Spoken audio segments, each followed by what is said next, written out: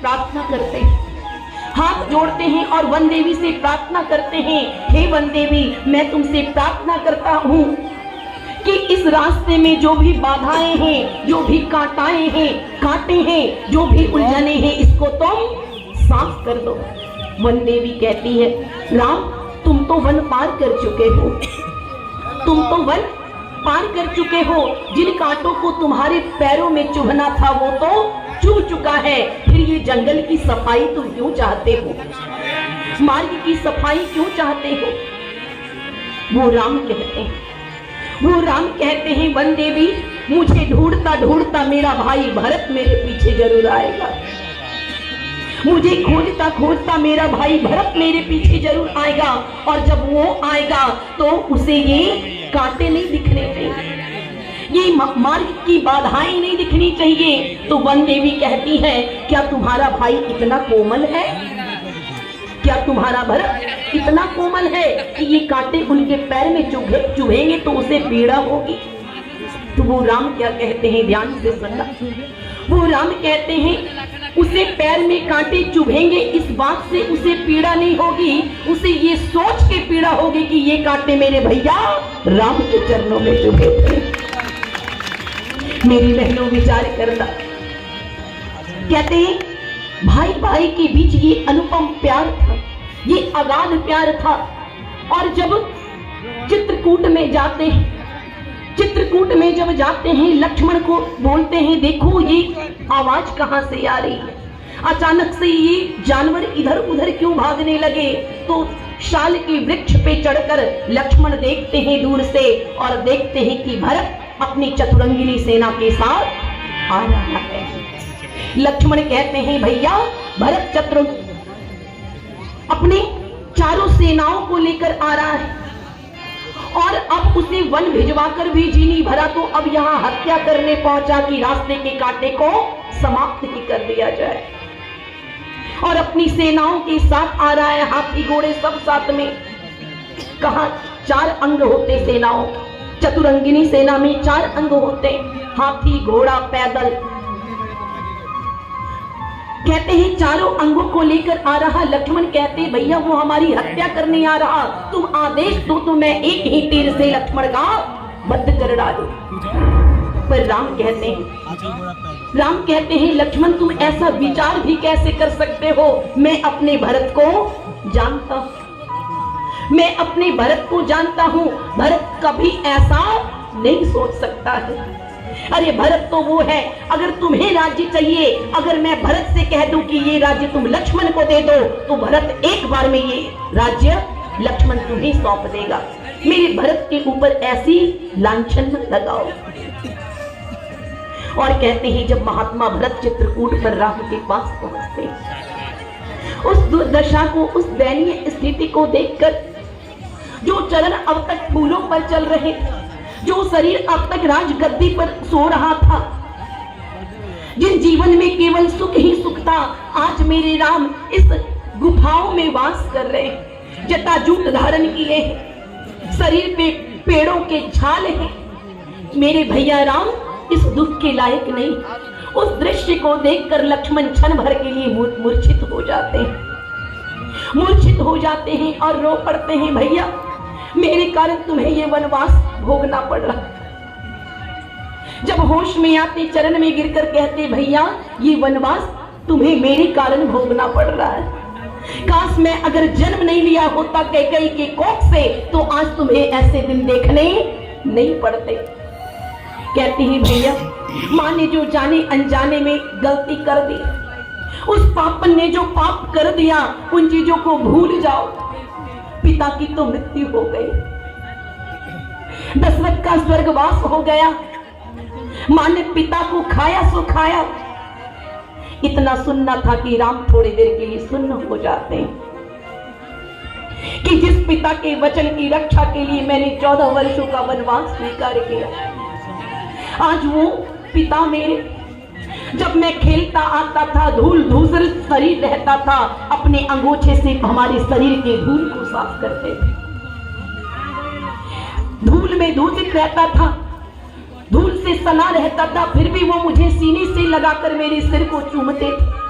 मेरे सिर को सूंघते थे, आज मैं अनाथ हो गया।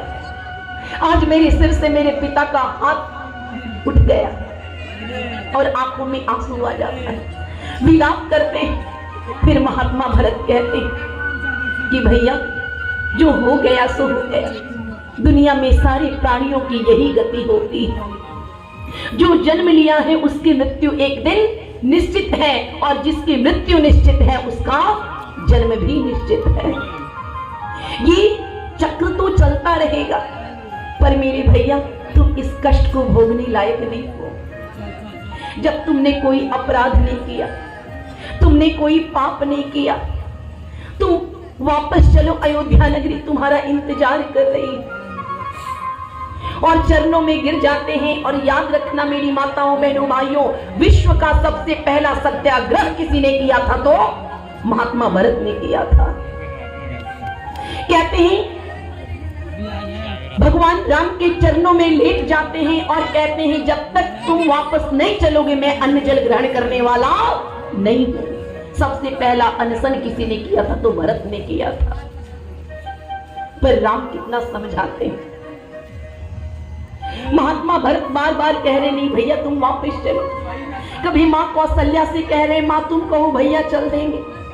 मां सुमित्रा से कह रहे, कभी गुरु वशिष्ठ से कह रहे, सुमंत्र से कह रहे तुम कहो शायद मेरे भैया वापस चल देंगे। पर राम कहते हैं हिम अपना बर्फ छोड़ सकता है, हिमालय अपना बर्फ छोड़ सकता है, सूर्य अपना तेज छोड़ सकता है, चंद्रमा अपनी शीतलता छोड़ सकती है, पर राम कभी सत्य को नहीं छोड़ सकता है।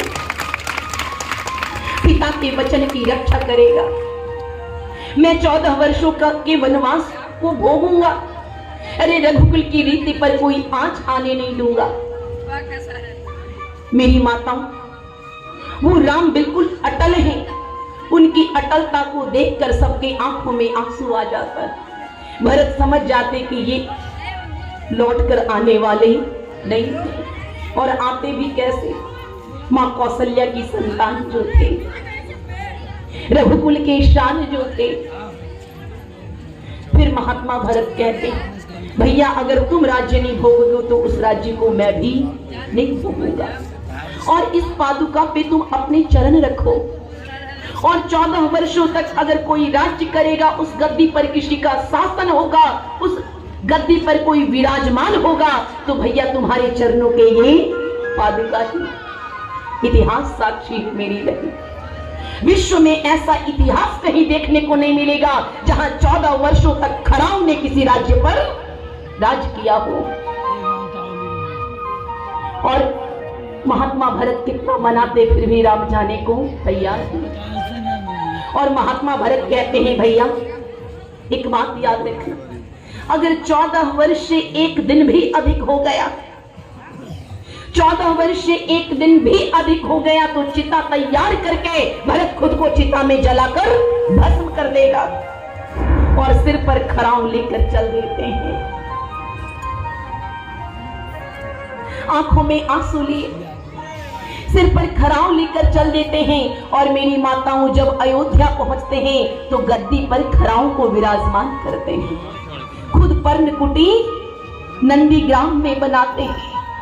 और उनके त्याग को देखो, उनके भ्रातृ प्रेम को देखो। कहते हैं वो धरती पर भी नहीं सोते, वो धरती पर भी नहीं सोते, धरती में गड्ढा करके सोते, धरती में गड्ढा करते, और ये सोचकर कि मेरे भैया राम धरती पर सो रहे होंगे और मैं अपने भैया की बराबरी में नहीं सो सकता।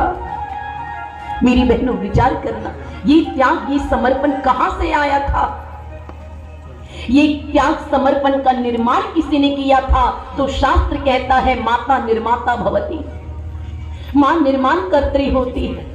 मां जैसा चाहे वैसे अपनी संतान को बना सकती है।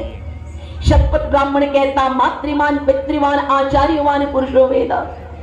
प्रथम गुरु कोई होती तो वो मां होती, दूसरा गुरु कोई होता तो वो पिता होता है, तीसरा गुरु अगर कोई होता तो वो आचार्य होता है।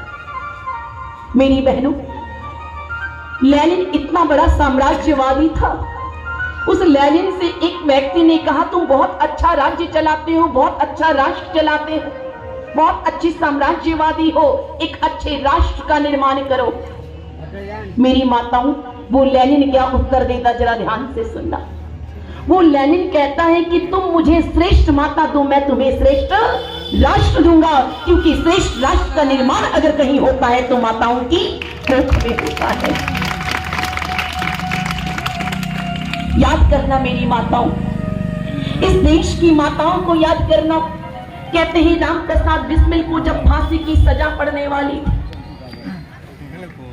राम प्रसाद बिस्मिल को जब फांसी की सजा पड़ने वाली थी तो उनकी मां उनसे मिलने आती और अपने बेटे को देखकर उनकी आंखों में आंसू आ जाता है। राम प्रसाद बिस्मिल कहते हैं, मां तूने तो मुझे स्वतंत्रता का पाठ पढ़ाया था, भारत की आजादी के लिए बलिवेदी पर मर मिट